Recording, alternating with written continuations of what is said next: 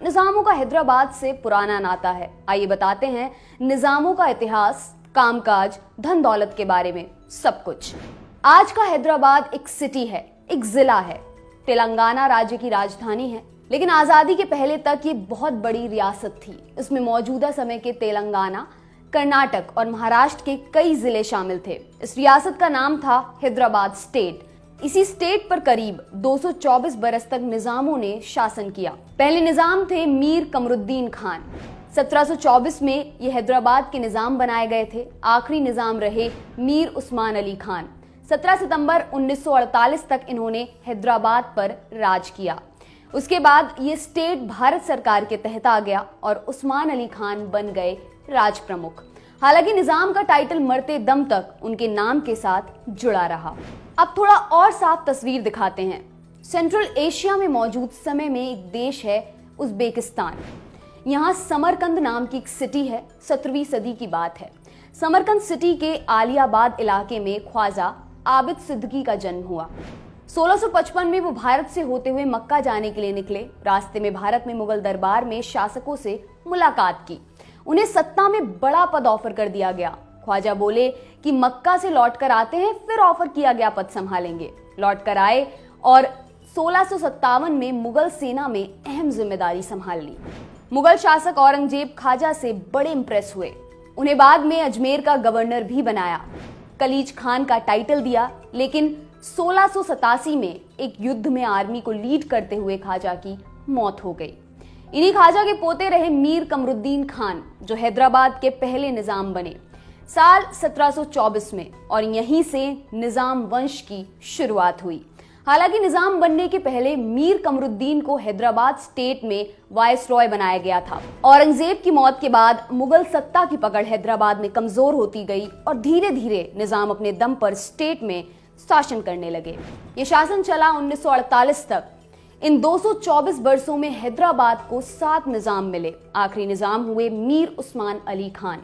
कहीं कहीं पर आप निजाम की जगह आसफ जहां शब्द का इस्तेमाल होता भी देखेंगे, और आसफ जहां वंश का भी। ज्यादा कंफ्यूज मत होइएगा, इसका मतलब भी निजाम ही होता है।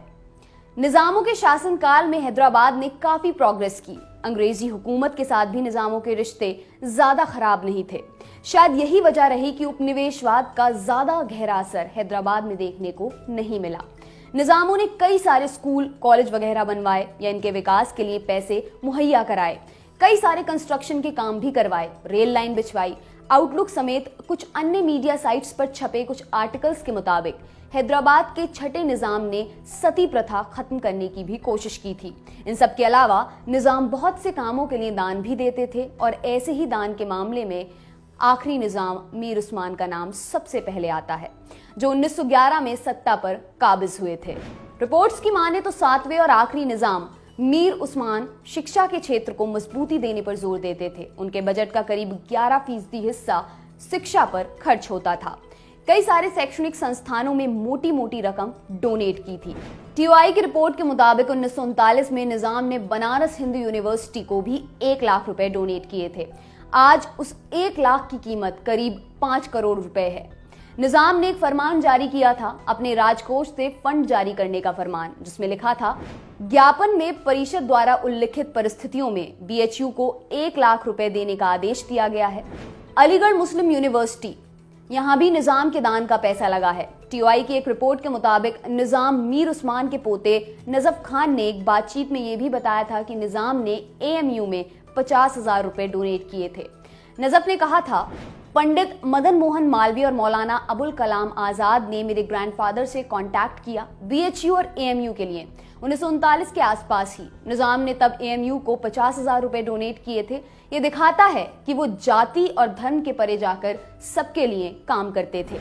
ये भी कहा जाता है कि निजाम उस्मान ने कई हिंदू मंदिरों की मरम्मत और रखरखाव के लिए भी भारी भरकम राशि दान में दी थी। टीओआई के ही आर्टिकल के मुताबिक नजफ ने अपनी बातचीत में आगे कहा था, निजाम ने कम से कम 20 मंदिरों की मरम्मत, उनके रखरखाव, मेंटेनेंस के लिए दान दिया था। न केवल बीएचयू और एएमयू बल्कि देश और देश के बाहर की कई सारी यूनिवर्सिटीज में भी उन्होंने डोनेट किया था। वो एक सेकुलर व्यक्ति थे। द हिंदू में साल 2010 में छपे एक आर्टिकल के मुताबिक निजाम ने अपने शासनकाल में भोंगीर के यादगार पल्ली मंदिर में 82,825 रुपए, सीताराम बाग मंदिर में 50,000, भद्राचलम मंदिर में 29,999 रुपए और बालाजी मंदिर में 8,000 रुपए डोनेट किए थे। ये पैसे अभी सुनने में लग रहा है कि बहुत कम है, लेकिन ये आज से 70-80 बरस पहले की बात है, तब ये रकम काफी बड़ी होती थी। मंदिरों के साथ ही कई मस्जिदों, चर्च और गुरुद्वारों के लिए भी मीर उस्मान ने रकम दान की थी। निजाम ने 1918 में हैदराबाद में उस्मानिया यूनिवर्सिटी की स्थापना की। ये यूनिवर्सिटी आज देश की बड़ी यूनिवर्सिटीज में शामिल है। आउटलुक इंडिया में छपे एक आर्टिकल की माने तो निजाम ने Shanti Niketan, Shivaji Vidyapeeth, Lady Hardinge Medical College, Red Cross और अमृतसर के गोल्डन टेम्पल के लिए पैसे दिए थे। डॉक्टर सैयद दाऊद अशरफ जाने माने हिस्टोरियन हैं। उन्होंने निजाम मीर उस्मान पर किताब लिखी है। 2012 में द हिंदू ने सैयद दाऊद की किताब में लिखी कुछ बातें एक आर्टिकल के माध्यम से सबके सामने रखी थी। इस आर्टिकल में महाभारत के पब्लिकेशन के लिए दिए गए दान का जिक्र है। आर्टिकल के मुताबिक साल था 1932। Bhandarkar oriental research institute Pune को महाभारत के प्रकाशन और एक गेस्ट हाउस के कंस्ट्रक्शन के लिए पैसे चाहिए थे। इंस्टीट्यूट ने निजाम मीर उस्मान से मदद की अपील की। उन्होंने फरमान जारी करने में देर नहीं लगाई। महाभारत के पब्लिकेशन के लिए लगातार 11 बरस तक हर साल 1,000 रुपए देने की घोषणा कर दी। गेस्ट हाउस के कंस्ट्रक्शन के लिए भी 50,000 रुपए दिए। डॉक्टर सैयद ने अपनी किताब में निजाम के लिए लिखा है, भले ही वो इस्लाम के कट्टर फॉलोअर थे, लेकिन उन्होंने दूसरे धर्मों के लिए भी सहिष्णुता दिखाई। हैदराबाद में द निजाम म्यूजियम है। यहाँ जाहिर तौर पर निजामों से जुड़ी कई अहम जानकारियां मौजूद हैं। इस म्यूजियम की एक वेबसाइट है। इसमें लिखा है कि निजाम मीर उस्मान हिंदू और मुस्लिमों को अपनी 2 आंखें मानते थे। सोना दान करने वाला किस्सा भी जानिए। निजाम मीर उस्मान को लेकर एक किस्सा या मिथ बहुत फेमस है। ये कि उन्होंने 1965 में भारत पाकिस्तान युद्ध के बाद नेशनल डिफेंस फंड में 5,000 किलो सोना डोनेट किया था। दरअसल पाकिस्तान से युद्ध के बाद चीन के साथ जंग का खतरा मंडरा रहा था। भारत की आर्थिक स्थिति डगमगा गई थी। ऐसे में सेना की मदद के लिए तत्कालीन प्रधानमंत्री लाल बहादुर शास्त्री ने नेशनल डिफेंस फंड की शुरुआत की। लोगों से अपील की वो सेना की मदद के लिए दान दें। इसी दौरान शास्त्री जी पहुंचे हैदराबाद। उनकी मुलाकात हुई निजाम मीर उस्मान से। इस मुलाकात के बाद ये कहा गया कि निजाम ने लोहे के बड़े बड़े बक्सों में 5,000 किलो सोना भरवाया और पीएम को दे दिया। ये भी कहा गया कि निजाम को केवल इस बात की फिक्र थी कि वो बक्से उनके पास वापस आ जाएं। इसी किस्से को लेकर कुछ साल पहले कई सारी आरटीआई डाली गई। द हिंदू की रिपोर्ट के मुताबिक प्रधानमंत्री कार्यालय, जिसके तहत नेशनल डिफेंस फंड आता है, उन्होंने आरटीआई के जवाब में कहा कि इस तरह के डोनेशन की कोई जानकारी मौजूद नहीं है। द हिंदू की इसी रिपोर्ट में आगे कहा गया कि वास्तव में अक्टूबर 1965 में निजाम ने 425 किलो सोना नेशनल डिफेंस गोल्ड स्कीम में इन्वेस्ट किया था। इसमें लोगों को 6.5% के रेट से इंटरेस्ट मिलता था। ये इन्वेस्टमेंट इसलिए किया गया था ताकि आर्थिक संकट से उबरा जा सके।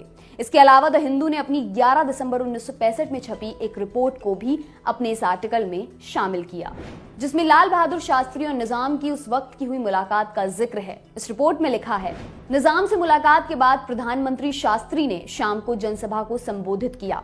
इसमें उन्होंने 425 किलो सोना इन्वेस्ट करने के लिए निजाम को बधाई दी। इस इन्वेस्टमेंट में पुरानी मोहरें भी शामिल थी, जिनकी कीमत उनकी प्राचीनता पर निर्भर करती थी। शास्त्री जी ने तब कहा, हम सोने की इन मोहरों को पिघलाना नहीं चाहते, लेकिन हम उन्हें विदेश में भेजेंगे ताकि ज्यादा कीमत मिल सके। हमें करोड़ रुपए भी मिल सकते हैं। तो इसी गोल्ड इन्वेस्टमेंट के बाद से मिथ चल पड़ा कि निजाम ने 5,000 किलो सोना डोनेट किया। 15 अगस्त 1947 को भारत आजाद हुआ। तब निजाम ने हैदराबाद स्टेट को भारत का हिस्सा बनाने से मना कर दिया था। भारत सरकार ने बातचीत से मसला हल करने की कोशिश की, कुछ नतीजा नहीं निकला। फिर सितंबर 1948 में भारत सरकार ने ऑपरेशन पोलो लॉन्च किया। इंडियन आर्मी के एक डिवीजन और टैंक को हैदराबाद भेजा गया और तब इसे भारत का हिस्सा बनाया गया।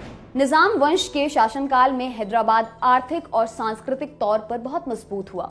निजामों को कला, साहित्य, आर्किटेक्चर और खाने में बड़ी दिलचस्पी थी। साथ ही वो दुनिया के अमीर लोगों में भी शुमार थे। निजाम मीर उस्मान सबसे अमीर रहे। टाइम मैगजीन ने 1937 में अपने एक एडिशन में कवर पेज पर निजाम मीर उस्मान को लिया था और उन्हें उस वक्त का दुनिया का सबसे अमीर आदमी बताया था। उनके पास तब 200 करोड़ यूएस डॉलर के करीब की प्रॉपर्टी थी, यानी तब के अमेरिका की इकोनॉमी का 2% हिस्सा। इकोनॉमिक टाइम्स की एक रिपोर्ट के मुताबिक निजाम ने 1947 में ब्रिटेन की रानी एलिजाबेथ की शादी में उनके लिए हीरो का टियारा और नेकलेस बनवाया था और गिफ्ट दिया था। द हिंदू की एक रिपोर्ट के मुताबिक निजाम प्राइवेट एस्टेट के पूर्व चेयरमैन और निजाम ट्रस्ट के ट्रस्टी शाहिद हुसैन ने निजाम की प्रॉपर्टी को लेकर और साफ जानकारी दी। उन्होंने बताया कि निजाम के पोते मुकर्रम जहां बहादुर को निजाम की मौत के बाद उनकी प्रॉपर्टी का आकलन करने में 1 महीना लग गया था। किंग कोठी पैलेस, जहां निजाम रहा करते थे, वहां रोल्स रॉयस कारों की लाइन लगी रहती थी। एक ये भी कहानी है कि निजाम मीर उस्मान ने 185 कैरेट का जैकब डायमंड खरीदा था, जिसका इस्तेमाल वो पेपर वेट के तौर पर करते थे। ज्यादातर हीरे हैदराबाद स्टेट में मौजूद गोलकुंडा माइंस से आते थे। ये तब हीरो की सबसे बड़ी खदान मानी जाती थी। डॉक्टर उषा आर बालकृष्णन, जो एक राइटर और ज्वेलरी हिस्टोरियन हैं, वो बताती हैं कि ऐसा कहा जाता है कि गोलकुंडा माइंस से जो अच्छे हीरे निकलते थे, उन्हें पहले निजाम के सामने पेश किया जाता था। निजामों के गहनों की अगर बात करें तो पूरी एक किताब लिखी जा सकती है। निजामों के पास तरह तरह के अलग अलग डिजाइन के गहने थे। इनमें से ज्यादातर हीरो के गहने थे। मीर उस्मान के निधन के कुछ साल बाद भारत सरकार ने इस कलेक्शन में से कई सारे गहने खरीदे, जिन्हें आरबीआई में डिपॉजिट करवा दिया गया। आपके लिए ये खबर लिखी हमारे साथी लालिमा ने। मेरा नाम है दिव्यांशी। देखते रहिए दी लल्लन टॉप। शुक्रिया।